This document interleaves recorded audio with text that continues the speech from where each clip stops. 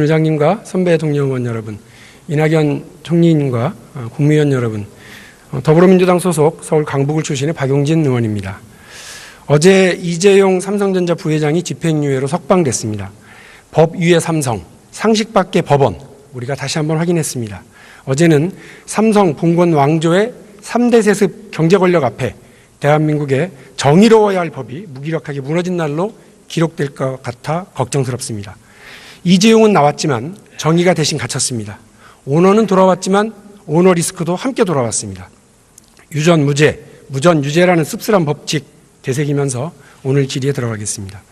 지난 2008년 역사적으로 의미 있는 두 개의 특검 수사, 바로 BBK 특검, 삼성 특검이 있었습니다.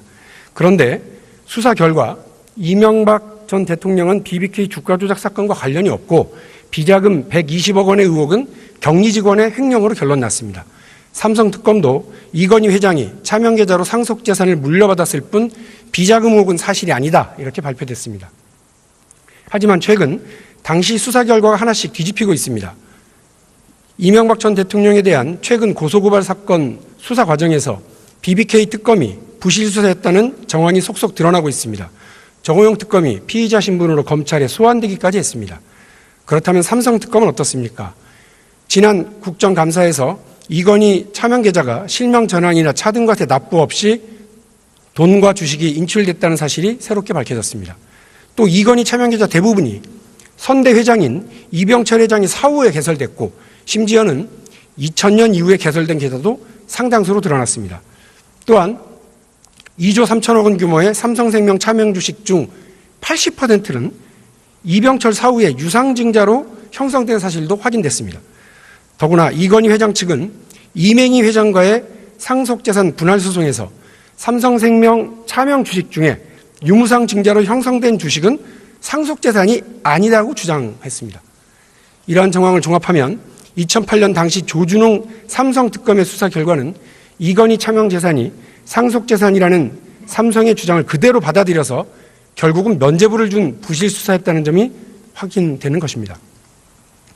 삼성 비자금 의혹을 최초로 폭로했던 김용철 변호사의 주장에 의하면 삼성은 조직적으로 회사 자금을 빼돌려 비자금을 조성했고 임직원 명의의 차명 계좌를 이용해서 관리했다고 합니다. 실제로 이건희 회장의 자택 인테리어 공사비 중 일부, 그리고 이건희 회장 성매매 의혹 동영상 협박범들에게 지급된 9억 원의 돈이 모두 차명 계좌에서 인출됐습니다. 이건희 차명 계좌는 단순히 타인의 명의로 재산을 관리해왔다는 차원의 문제가 아닙니다. 편법 상속이나 증여를 함으로써 세금 없는 부를 세습했고 결국 부의 양극화라는 현상을 초래한 적폐 중의 적폐입니다. 문제를 바로잡기 위해서 이건희 차명 계좌에 대한 전면 재수사가 필요한 이유는 바로 그것입니다. 국무총리님 앞으로 나와 주십시오.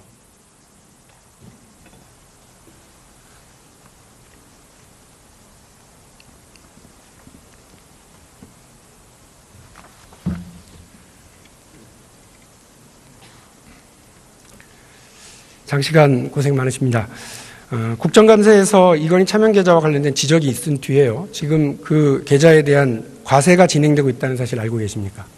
네, 과세 문제가 많이 보도된 걸 보고 있습니다. 네. 또한 더불어민주당 이건희 차명 계좌 TF가 이건희 차명 계좌에 대한 재수사와 조준웅 특검에 대한 수사를 촉구했다는 사실 알고 계십니까? 네, 이미 참여연대와 국세청이 고발을 한 상태이기 때문에 수사를 할 수밖에 없는 상태가 됐다고 알고 있습니다.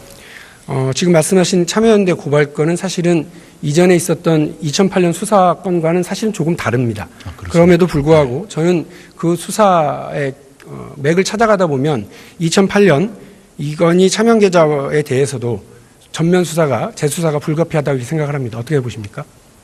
네, 관련이 있다면 당연히 관련되는 문제까지 다시 열어보지 않을까 생각합니다. 그러나 검찰이 지금 이 수사와 관련해서 제대로 속도를 내고 있지 못하고 수사 착수에 들어갔다는 소식도 들어본 적이 없습니다.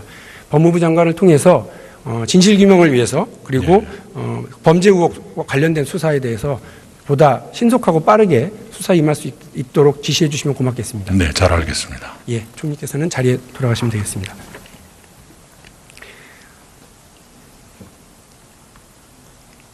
최근 가상통화를 둘러싼 논쟁이 아주 뜨겁습니다. 명칭도 통일되지 않았고요. 가상통화에 대한 정의도 명확하지 않아서 법적 성격이 규정되지 못하고 있습니다. 본 의원은 가상통화를 지금 여러분께서 보고 계시는 PPT와 같이 정의하고 있습니다. 그런데 가상통화 광풍으로 열기가 뜨거운 상황에서 정부가 엉거주춤한 태도로 비판을 받았습니다. 그러다가 가상통화 시장이 코스닥 거래대금을 능가할 정도로 커진 뒤에야 뒤늦게 대책 마련에 나섰다는 비판도 있습니다. 금융위원장님 앞으로 나와 주십시오.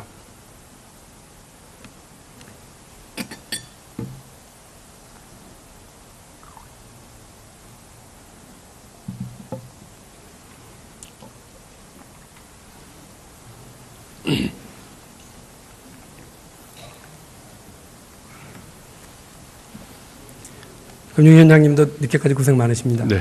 예. 그 정부에서 2016년 11월부터 금융위원회를 중심으로 가상통화 TF를 구성해서 활동을 해왔었죠. 네, 그때부터 한 4개월 정도 운영했습니다. 예.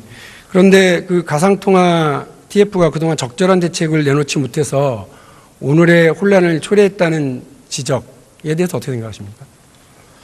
의원님, 가상통화 거래가 과열되고 부작용이 속출한 게 그렇게 시작한 게 작년 중반부터였습니다. 한 6월, 7월부터 그렇게 됐고 저희가 TF를 운영한 것은 그 전에 11월부터 작년 3월까지 한 4개월 운영을 했습니다. 전 세계적으로 그 거의 모든 나라가 작년 7월 이후에 과열되면서 여러 가지 대책이 나왔습니다. 그 전에 한 6개월 전부터 대책을 미리 알고 했으면 좋았겠지만 그러지 못한 것에 대해서 아쉬운 점은 있으나 저희가 또 그렇게 늦었다고는 생각하기 어려울 것 같습니다. 그러나 제가 좀 쓴소리를 해야 되겠습니다. 예. 제가 그때 법안을 내면서 그 관련 TF 담당자들, 주로 금융위 직원들입니다. 예. 이분들하고 면밀하게 논의를 해보면 세계적인 흐름에 대해서 아주 잘 파악하고 계십니다. 그래서 그때쯤 대책을 내놓고 이렇게 그 과열될 경우를 어떻게 할 건지, 범죄 자금으로 소요될 때는 어떻게 할 건지에 대해서 대책을 미리 그때 내놨을 수 있었다고 저는 봅니다. 그런데 저는 금융위원회가 이 부분에서는 무책임한 거 아니었느냐라고 하는 지적을 하고 싶습니다. 어떠십니까? 네, 아까 말씀드렸던 것처럼 더 일찍 했으면 좋았을 텐데 다른 나라와 비교해 볼 때 저희가 또 유독 할 일을 안 하고 너무 늦었다고 보기는 어려운 면도 있지 않을까 싶습니다. 앞으로는 금융위원회가 중심이 돼서요, 보다 좀 적극적인 목소리 내주시면 고맙겠습니다. 네. 한 가지 묻겠습니다. 가상통화가 증권 또는 파생 상품입니까? 자본시장법상의 파생 상품은 아니라고 봅니다. 그렇죠. 그러면 자본시장법으로 규율할 수 있는 대상도 아니라는 거죠? 네, 아니라고 봅니다. 예. 한 가지요. 앞서 총리께서 거래소 인가제 도입에 대해서 잘못된 시그널을 시장에 줄 수 있다 이렇게 말씀하셨는데 이게 어떤 의미라고 생각하십니까? 네, 그러니까 거래소를 인가해서 이제 제도화하면은 여러 가지 그 거래를 하나하나 규율할 수 있다는 그런 이제 장점은 있겠으나 거래 자체에 대해서 공신력을 부여하는 게 되고 또 그에 따른 부작용이 우려되는 점이 있을 것 같습니다. 미국은 인가제, 일본은 등록제죠. 이걸 도입하고 나서 어떤 잘못된 시그널과 영향이 있었습니까?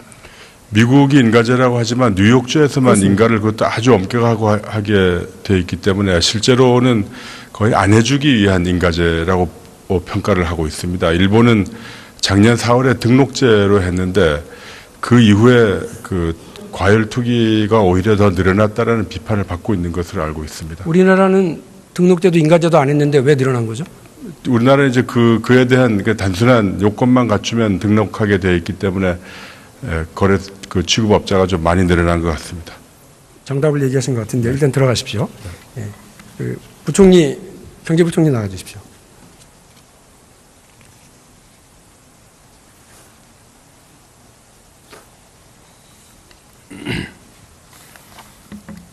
수고 많으십니다. 네, 감사합니다. 가상통화를 화폐로 규정할 수 있습니까? 저희가 그 법정 화폐로는 인정하기 어렵다고 생각합니다. 네, 그렇습니다. 그래서 가상통화를 가상화폐 이렇게 부르는 거에 대해서는 저도 피하고 있고 법안에서도 가상통화로 그렇습니다. 이렇게 예. 명명을 합니다. 그런데 혹시 지금 그 가상통화뿐만 아니라 부동산 가격도 급등하고 있는 상태죠. 정부가 여러 가지 부동산 대책을 강구하고 있는데요. 이 부동산 시장 투기로 과열됐다고 해서 부동산 중개업소를 전면 폐지한다는 생각 해보신 적 있습니까? 없습니다. 예. 마찬가지로 가상통화 시장이 투기로 과열돼 있다고 해서 가상통화 거래소를 전면 폐지하는 것에 대한 현실성이 있다고 생각하십니까?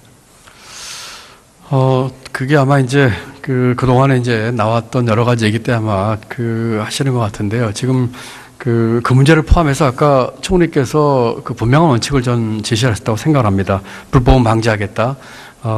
투기 과열은 진정시키겠다. 블록체인은 육성화하겠다. 이런 큰 원칙을 지금 국조실 중심으로 해서 그 원칙까지 대책을 만들고 있기 때문에 그쪽 대책에 대해서 제가 같이 아까 이제 금융위 저희 기재부 포함해서 참여하면서 종합적인 대책을 만드는 과정에 이렇게 답변을 드리겠습니다. 관련해서 과세를 검토하고 있다 이런 보도 있습니다. 검토하고 계십니까? 예, 이 가상 통화에 대한 과세 문제는 우리 지금 정부 TF 내에서 어떤 식으로 이 개념 정립이나 정책의 방향에 따라서 정해지겠지만 과세를 하는 경우에 대비해서 여러 가지 방안들을 저희가 지금 검토 중에 있습니다. 과세를 하려면 과세 자료 확보가 필요한 거 아닙니까? 그렇습니다. 예. 그런데 과세 자료법에는 가상통화 거래소가 과세 자료 제출 기관으로 지정되어 있지 않아요? 현재로서는 과세 자료 확보가 불가능한 거 아닙니까? 지금 일단 1월 30일부터 이제 금융위에서 이제 실명제를 이제 했기 때문에 아마 거래 자료를 확보할 수 있는 나름대로의 단초는 좀 열리지 않을 생각을 하고요. 앞으로 그런 과세 자료 확보 문제까지 포함해서 아까 말씀드린 정부 내 TF 내에서 같이 검토를 하도록 하겠습니다. 실명제로 전환율이 지금 10%밖에 안 된다고 하던데요. 양도소득세나 거래세를 부과하기 위해서는 조세 법정주의에 따라서 세법 개정도 필요한 거 아니겠습니까? 그렇습니다. 예.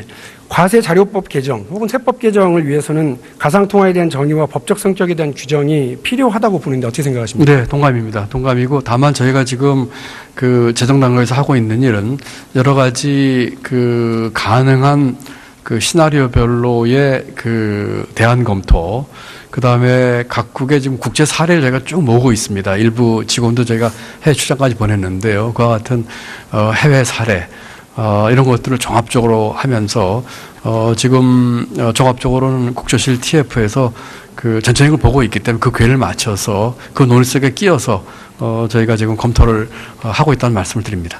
근데 부총리 어떻게 생각하십니까? 과세 및 법적 근거 마련이라고 하는 게 일종의 제도화로 볼 수 있는 것 아니겠습니까? 네, 그렇습니다. 예. 근데 아까 금융위원장 말씀은 공신력을 부여하는 것이 어떤 잘못된 시그널 이렇게 표현하셨거든요. 그거하고는 조금 다른 차원의 얘기인 것 같습니다. 예를 들어서 지금 기존에 있는 세목을 가지고도 법인세 같은 경우는 저희가 과세를 할 수가 있거든요. 예를 들어서 거래소에서 어떤 수익이 났다든지 또는 법인이 그런 거래를 통해서 소득이 발생을 했다면은 기존의 세목으로도 할 수 있는 부분이 있고요. 다만 아까 의원님께서 말씀하신 것처럼 양도세, 그러니까 소득세죠. 양도소득세냐 아니면 기타 소득이냐는 그런 문제들은 저희가 다양하게 검토를 하고 있고 국제 사례를 보고 있지만 아까 말씀드린 전체의 정책 방향에서 또 의원님 질의하신 과세 자료까지도 포함해서 지금 다양하게 검토를 하고 있다 이렇게 이해해 주시면 좋을 것 같습니다. 특검은 어떻습니까? 지난 국정감사에서 이건희 차명 계좌가 실명 전환이나 차등과세 납부 없이 돈과 주식이 인출됐다는 사실이 새롭게 밝혀졌습니다. 또 이건희 차명 계좌 대부분이 선대 회장인 이병철 회장이 사후에 개설됐고 심지어는 2000년 이후에 개설된 계좌도 상당수로 드러났습니다.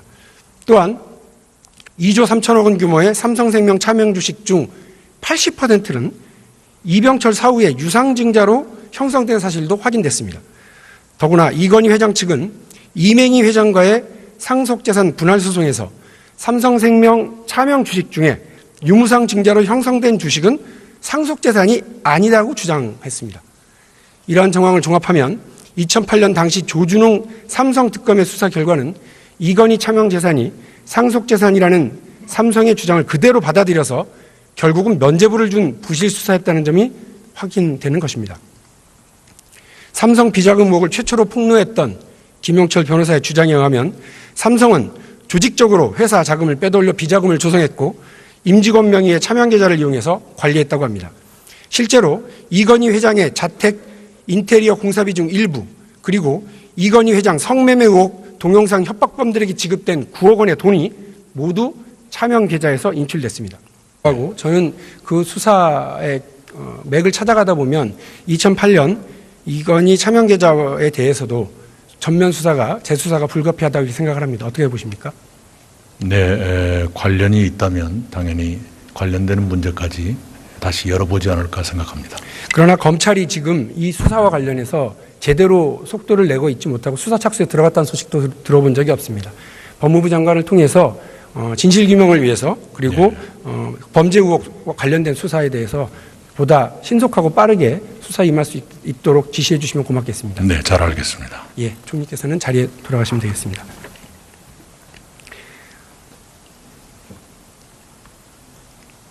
최근 가상통화를 둘러싼 논쟁이 아주 뜨겁습니다. 명칭도 통일되지 않았고요. 가상통화에 대한 정의도 명확하지 않아서 법적 성격이 규정되지 못하고 있습니다. 본 의원은 가상통화를 지금 여러분께서 보고 계시는 PPT와 같이 정의하고 있습니다.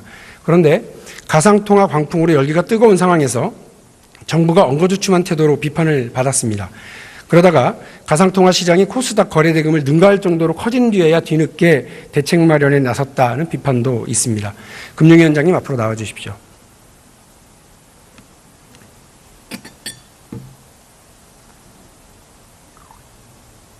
의장님과 선배 동료 의원 여러분, 이낙연 총리님과 국무위원 여러분, 더불어민주당 소속 서울 강북을 출신의 박용진 의원입니다. 어제 이재용 삼성전자 부회장이 집행유예로 석방됐습니다.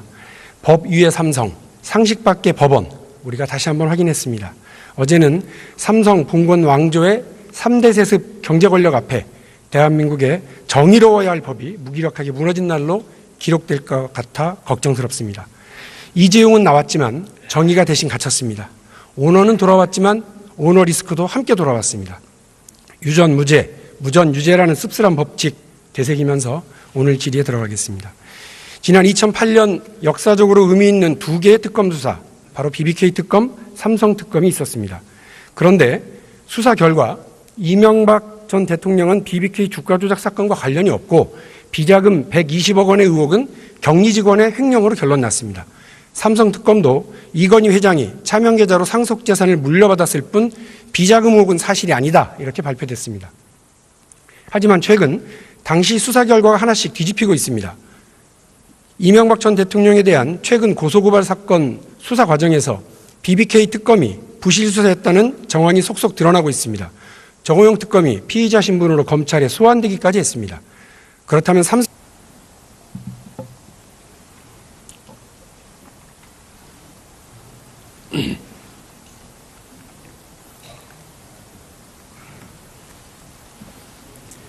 금융위원장님도 늦게까지 고생 많으십니다. 네. 예.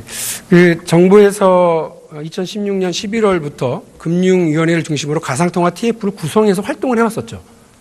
네, 그때부터 한 4개월 정도 운영했습니다. 예.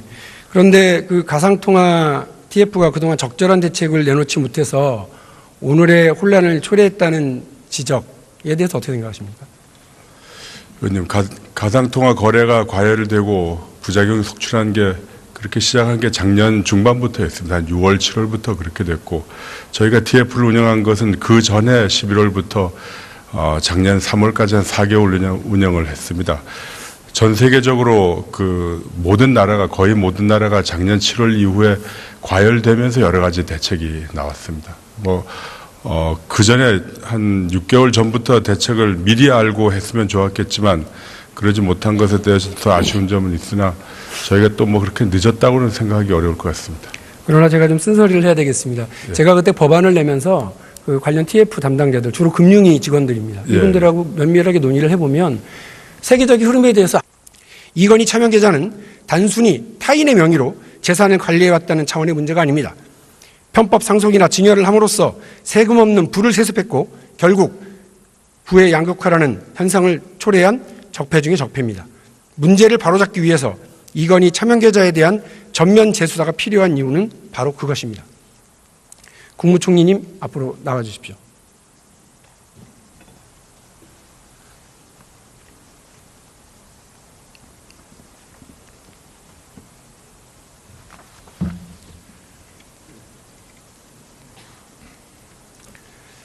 장시간 고생 많으십니다. 국정감사에서 이건희 차명 계좌와 관련된 지적이 있은 뒤에요. 지금 그 계좌에 대한 과세가 진행되고 있다는 사실 알고 계십니까? 네, 네, 과세 문제가 많이 보도된 걸 보고 있습니다. 네. 또한 더불어민주당 이건희 차명 계좌 TF가 이건희 차명 계좌에 대한 재수사와 조준웅 특검에 대한 수사를 촉구했다는 사실 알고 계십니까? 네, 이미 참여연대와 국세청이 고발을 한 상태이기 때문에 수사를 할 수밖에 없는 상태가 됐다고 알고 있습니다. 지금 말씀하신 참여연대 고발건은 사실은 이전에 있었던 2008년 수사건과는 사실은 조금 다릅니다. 그렇습니다. 그럼에도 불구하고